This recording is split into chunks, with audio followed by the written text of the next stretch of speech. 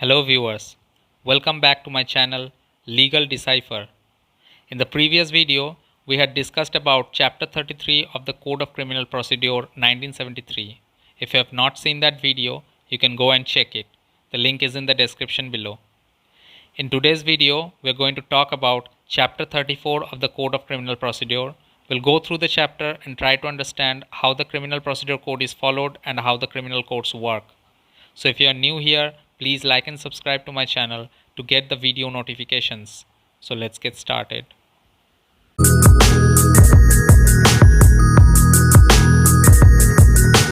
So today we are going to learn chapter 34 that talks about disposal of property. So section 451 says that order for custody and disposal of property pending trial in certain cases. So when any property is produced before any criminal court during any inquiry or trial, the court may make such order as it thinks fit for the proper custody of such property pending the conclusion of inquiry or trial. So whenever in a criminal proceeding a property is brought before the attention of the court, so the court comes to know that there is a property that is involved in this criminal case. Now in that case, the court will decide as to what will be the proper custody of such property until the conclusion of the inquiry or trial. And if the property is subject to speedy and natural decay, then in that case, or if it is otherwise expedient to do so, then in that case also the court may, after recording such evidence as it thinks necessary, order it to be sold or otherwise disposed of. Now for the purpose of this section, property includes property of any kind or document which is produced before the court or which is in its custody, and any property regarding which an offence appears to have been committed or which appears to have been used for the commission of any offence. So these will be the properties that we are talking about under section 451. Now section 452 says that order for disposal of property at conclusion of trial. Now what will happen to those properties after the trial has been concluded?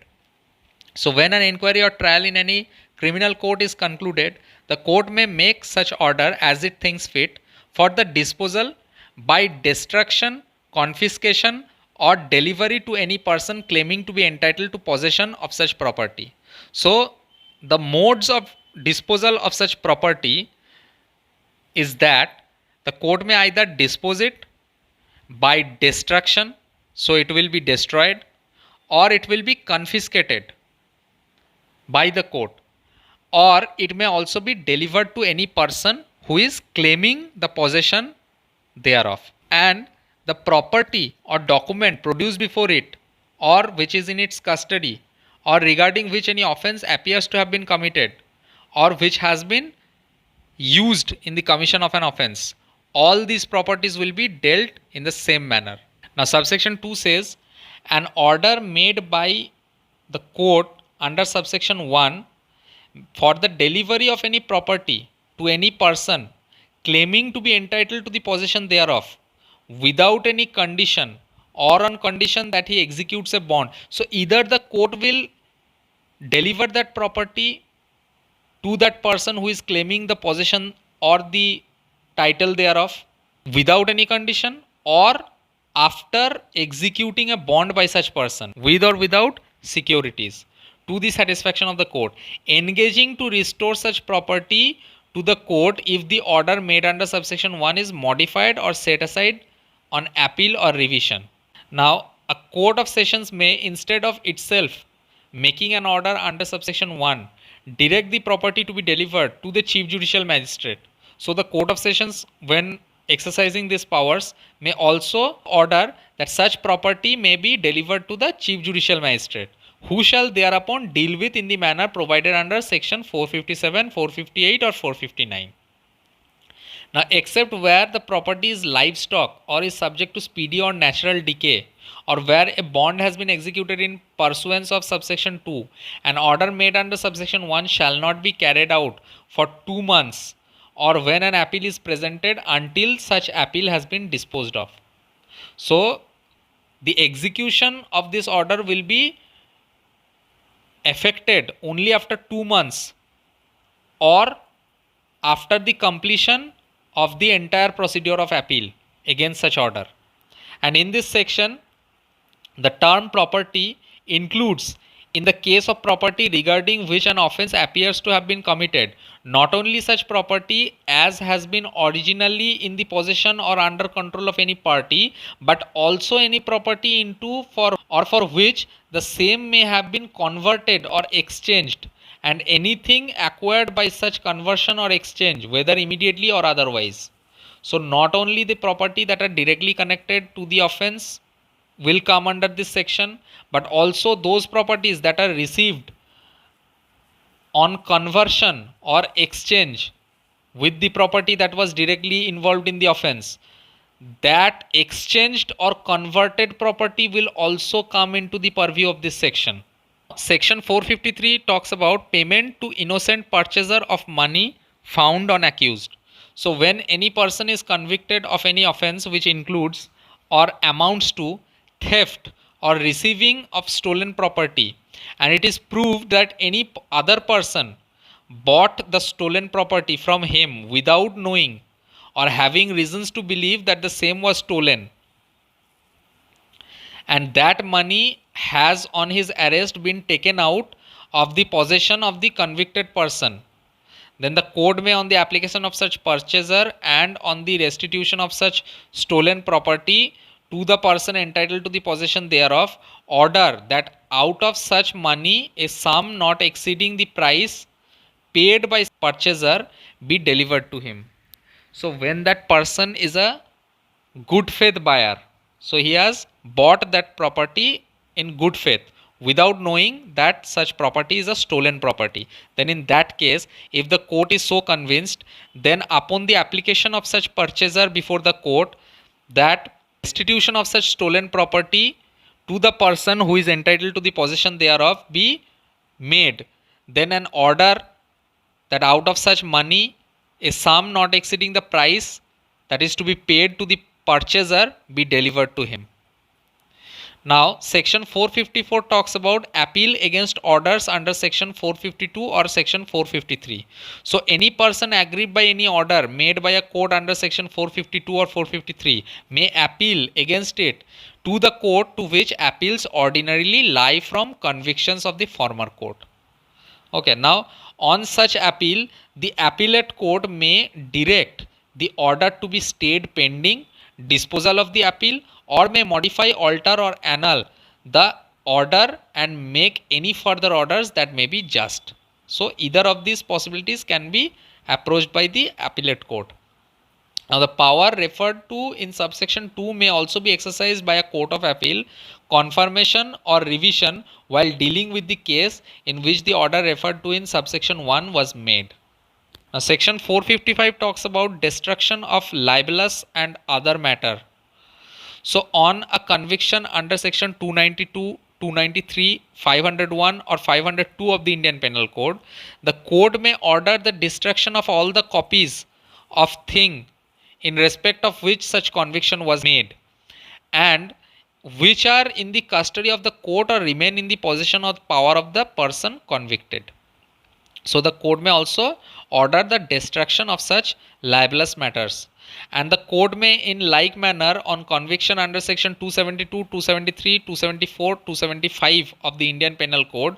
order that the food, drink, drug or medical preparation in respect of which the conviction was made to be destroyed. So the court may order the destruction of all that properties.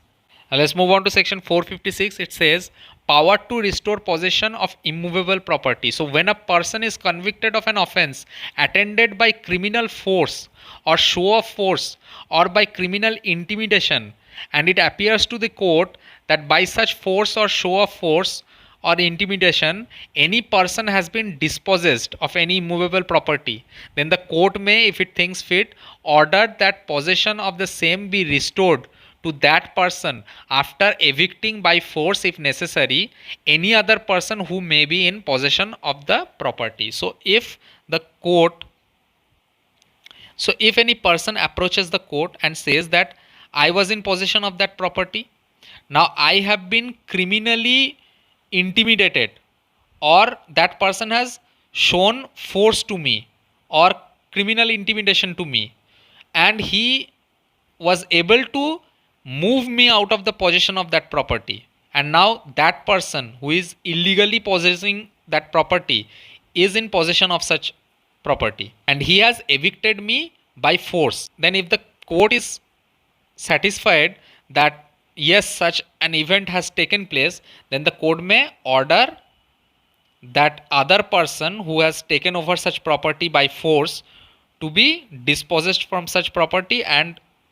the possession of the original owner be restored. Now, provided that no such order shall be made by the court more than 1 month after the date of conviction. So, no such order will be made by the court more than 1 month after the date of the conviction.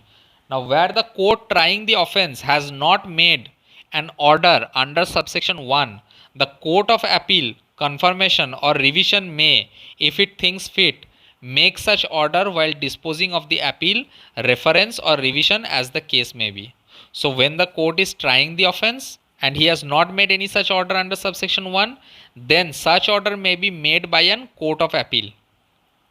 Now, where an order has been made under subsection 1, the provisions of section 454 shall apply in relation thereto as they apply in relation to an order under section 453.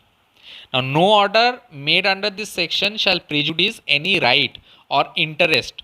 to or in such immovable property which any person may be able to establish in a civil suit. So, these orders will not be made in any cases out of which a civil suit can be instituted. Now let's move on to section 457 that talks about procedure by police upon seizure of property. So whenever the seizure of property by any police officer is reported to a magistrate, so whenever the magistrate is reported by a police officer that I have seized this property under these provisions of this code,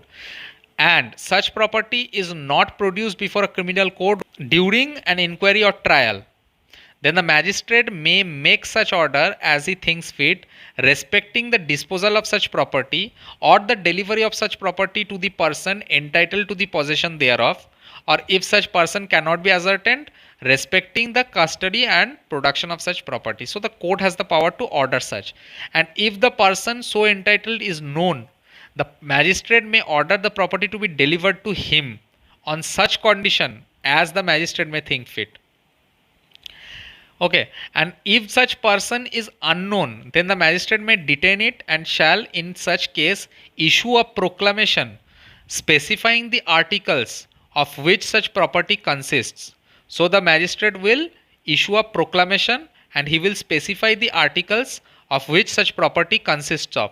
and requiring any person who may have a claim thereto to appear before him, that you are making a claim, you appear before me and establish your claim within 6 months from the date of such proclamation. So that will be the time period.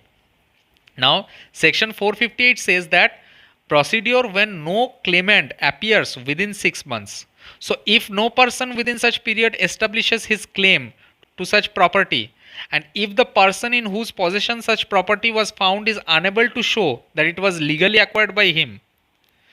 then the magistrate may, by order, direct that such property shall be at the disposal of the state government and be sold by that government, and proceeds of sale shall be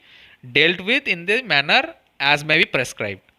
Now an appeal shall lie against any such order to the court to which appeals ordinarily lie from convictions to by the magistrate. So the state government will be the authority to dispose of the property if no valid legal claimant is found of that property, and an appeal against such order may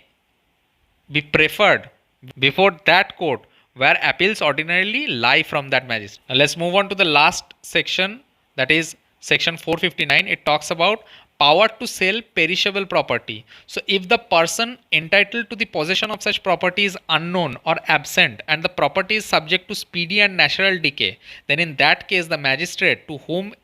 the seizure is reported, if such magistrate is of the opinion that such a sale is for the benefit of the owner, or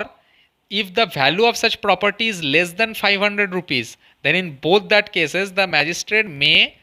direct it to be sold, and the provisions of section 457 and 458 shall as nearly as may be practicable apply to the net proceeds of such sale. So that's all in this video. If you like my videos, then don't forget to smash the like button and subscribe to my channel. Thank you so much for watching this video.